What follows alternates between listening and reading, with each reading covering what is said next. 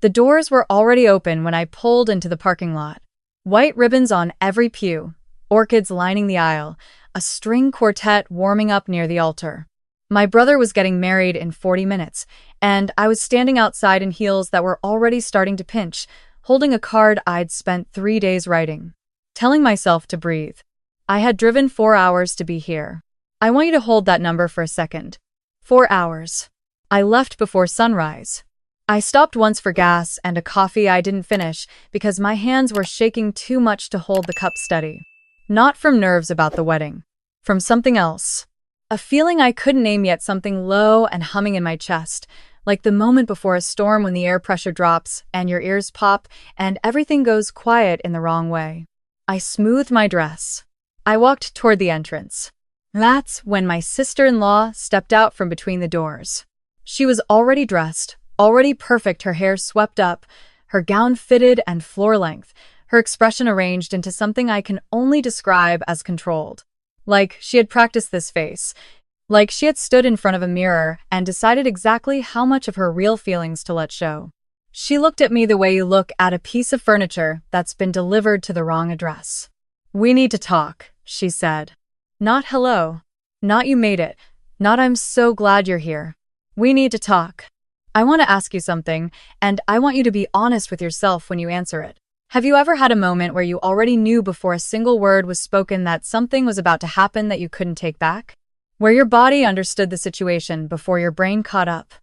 Where your stomach dropped and your face stayed still and some quiet, tired part of you thought, "Here we go." Because I've been here before. Not at a wedding.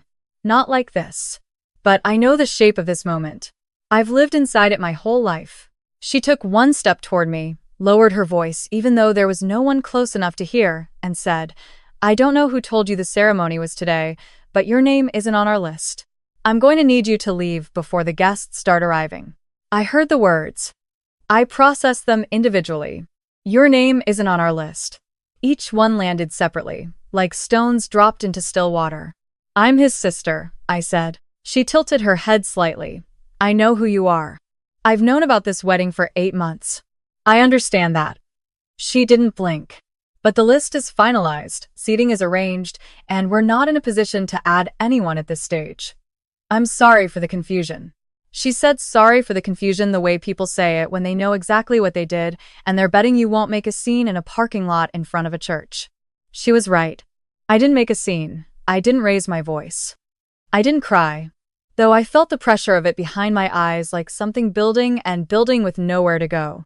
I said, "Does my brother know you're telling me this?" And she smiled, not with her eyes, just with her mouth, and said, "We make decisions together." Then she walked back inside. I stood there for a moment.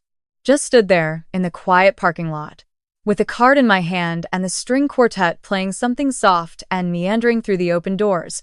And I thought about all the times I had told myself I was overreacting. All the times I had blamed myself for the distance. All the times I had convinced myself that if I was just a little more patient, a little less sensitive, a little more willing to shrink, things would be different. I thought about the conversation my therapist and I had 3 months ago, when she had gently used the word scapegoat and I had pushed back hard and said no. "It's more complicated than that. You don't understand my family." She had nodded and let me talk, and at the end she had said, "Okay, but I want you to notice how much energy you spend explaining why the people in your life treat you the way they do." I thought about my mom, who had called me 2 weeks ago and said the wedding was going to be small, intimate, mostly her side of the family, and had laughed a little nervously when she said it. And I had thought that was just her way of managing expectations, of warning me not to expect a big fuss. Not that I wouldn't be there at all. I got back in my car. I didn't drive away. I just sat there, the engine off, the card in my lap. My brother and I used to be close. I need you to understand that, because this story isn't just about a wedding. It's about 15 years of a relationship being slowly redirected, rerouted, like a river that gets diverted.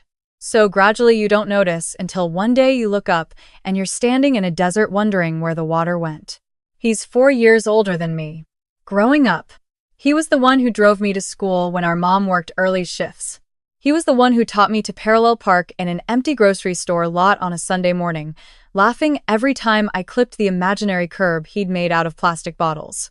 He was the one who called me on my 21st birthday at midnight, not to say happy birthday, but to ask if I remembered the time we made a birthday cake for our dad out of actual mud and dead leaves because we were 6 and 4 and completely convinced it would work. I remembered. I always remembered. His girlfriend, now his wife, came into his life about 3 years ago. And I want to be fair here because I've done the work of trying to be fair. She is not a villain in a movie. She is a person with her own fears and her own insecurities and probably her own version of this story, in which she is the reasonable one. I get that. I try to hold that. But here is what I know to be true. In the 3 years since she arrived, I have been slowly, methodically, quietly removed from my brother's life. It started small. He stopped calling as much. Then he started canceling plans. Then the plans stopped being made. Our mom started passing along information about him secondhand. Your brother got promoted. Your brother bought a new car, as if I were a distant relative, rather than the person who grew up sharing a bathroom with him for 18 years. I asked him once. I said, directly, "Is something wrong between us?" And he said, "Of course not. I've just been busy." He said it easily, comfortably, the way you say something you've been coached to say, not mean, just hollow. I filed that away. I kept going. I told myself, families drift. People get married, they get absorbed into new lives. It's normal. Give it time. And then 2 weeks ago, my mom called. And she laughed nervously about the small, intimate wedding, and some part of me filed that away too. And now I was sitting in a church parking lot on a Saturday morning being told I didn't exist. I looked down at the card in my lap. I had written, among other things, "No matter where life takes us, I want you to know that I will always be in your corner." That's what it means to be your sister. That doesn't have an expiration date. I set the card on the passenger seat. I took out my phone. I have a thing I do when I'm overwhelmed that my therapist calls grounding. You name 5 things you can see, 4 things you can touch, 3 things you can hear. It sounds simple. It sounds almost embarrassingly simple. And it works better than it has any right to.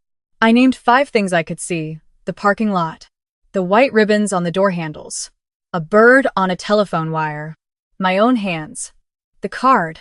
I named 4 things I could touch: the steering wheel, the leather seat, the hem of my dress, my own knee. I named 3 things I could hear: the quartet, the wind, my own breathing. Okay. I did what I always do when I need to understand something clearly. I started going back through the timeline. My brother had sent me a text in February, 8 months ago, that said she said yes. And I had called him immediately and cried a little and said I was so happy for him and asked when and where, and he had said October, probably October, we'll send details soon. Details never came directly to me. I found out the date from my mom. I found out the venue from an Instagram post. I ordered a gift from their registry online, a set of copper cookware that cost me almost $200 and never received a thank you or even a confirmation that it arrived. I had assumed God. I had assumed so many things. I scrolled back through my texts with my brother. The last real conversation was in July. Before that, May. Before that, February, when he told me about the proposal. Then I went somewhere I had been avoiding for months. I opened my email. I want to tell you why I had been avoiding it. About 6 weeks ago, I had been helping my mom set up a new phone. She's not great with technology, and while I was transferring her contacts, a notification had come through on her screen. An email from my sister-in-law, with my brother CC'd. And the subject line said, "Guest list final, please review." I hadn't read it. I had set the phone face down on the table and told myself it wasn't my business and moved on. I had been an idiot. I went to my mom's email. She shares her password with me for exactly the reason that she needs help with technology approximately 4 times a month, and I searched for that thread. There it was. I read it once. I read it again. Then I sat very still for a long time. The email chain went back 4 months.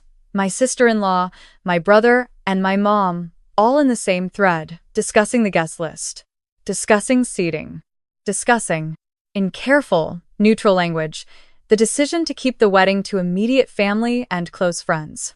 My sister-in-law had written, at one point, "I just think given everything, it would be less complicated if we kept the list tight.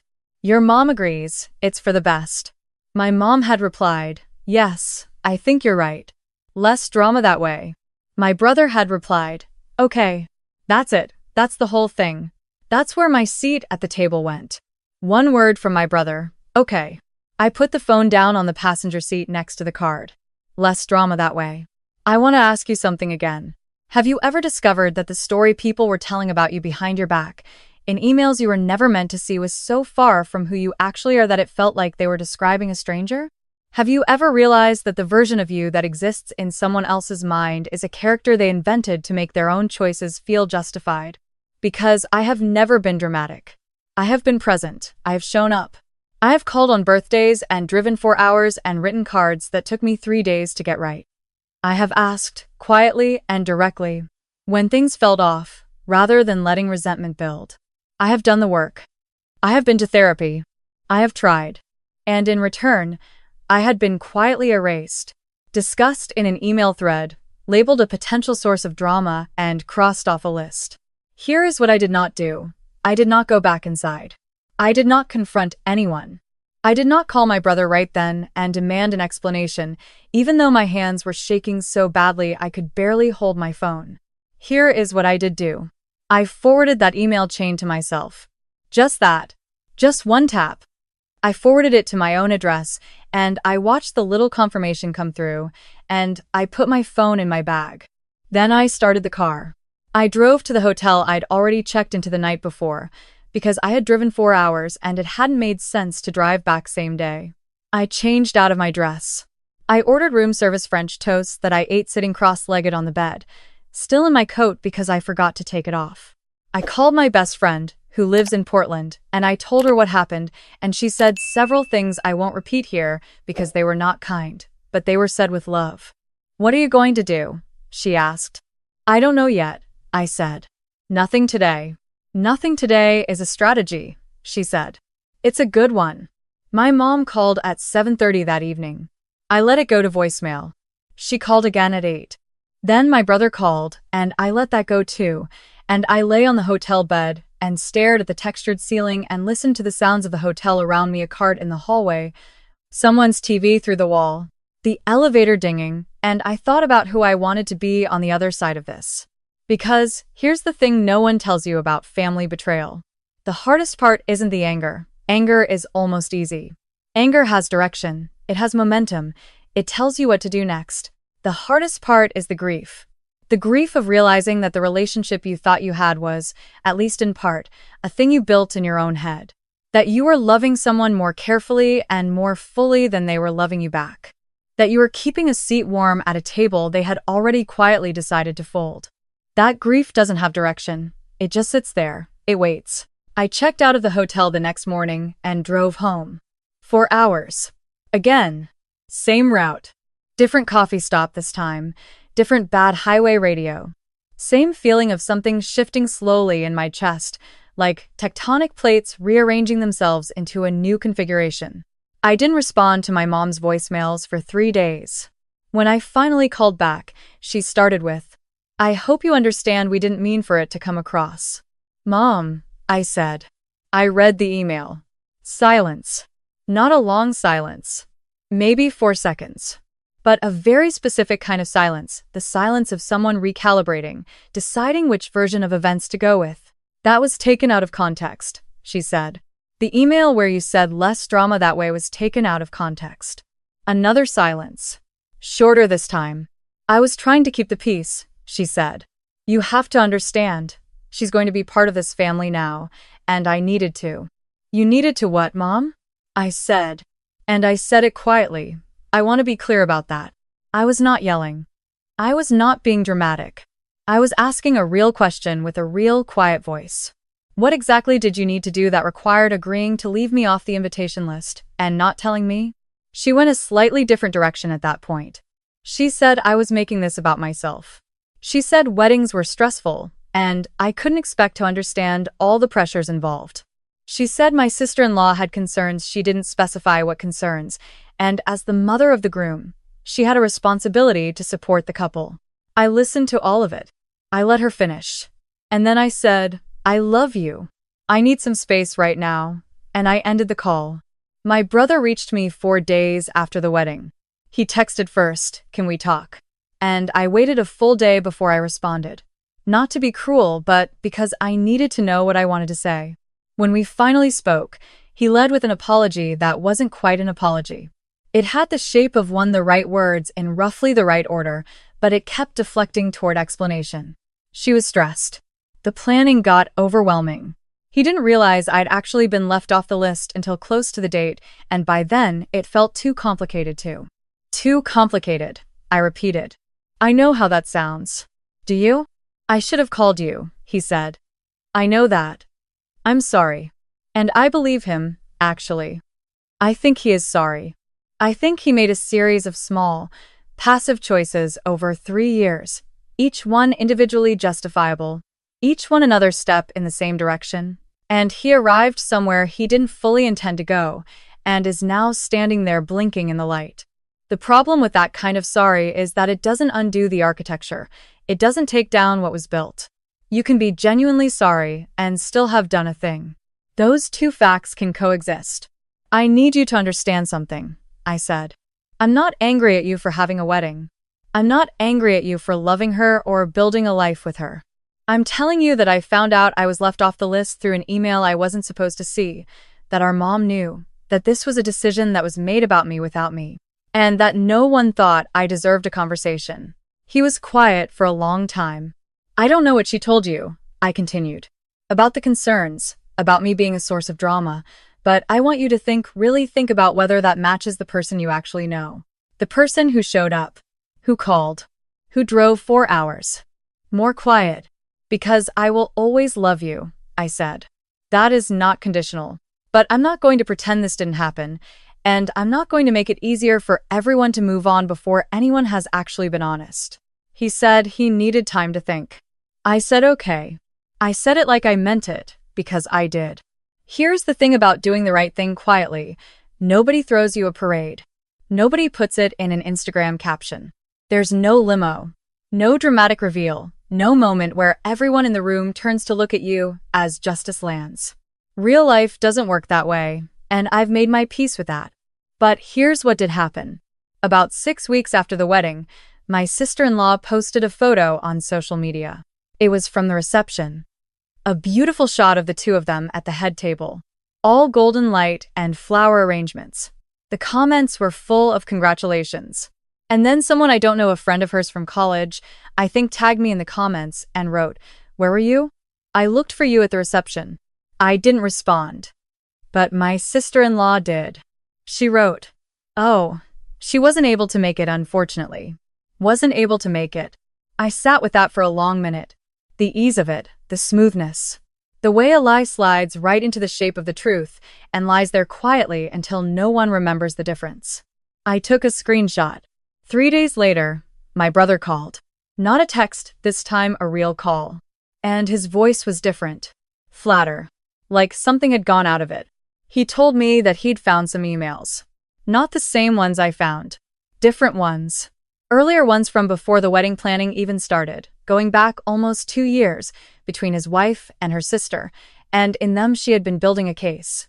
Little complaints, small distortions, incidents that had been described in ways that made me sound unstable, difficult, a problem to be managed.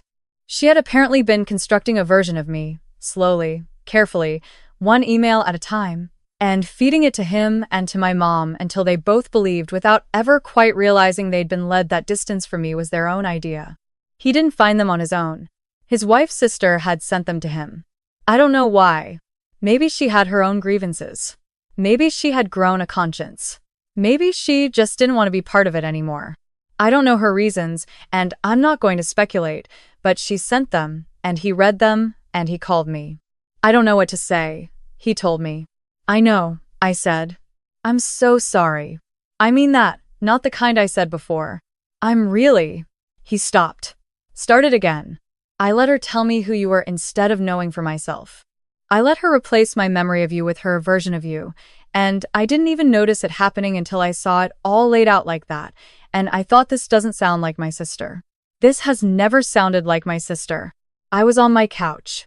I had my knees pulled up to my chest the way I've sat since I was a kid. Outside my window, it was raining. One of those November rains that's more mist than rain, the kind that makes everything look like a watercolor. It doesn't fix it, I said. No. He agreed. It doesn't. I'm not going to pretend it does. I know. We talked for another hour.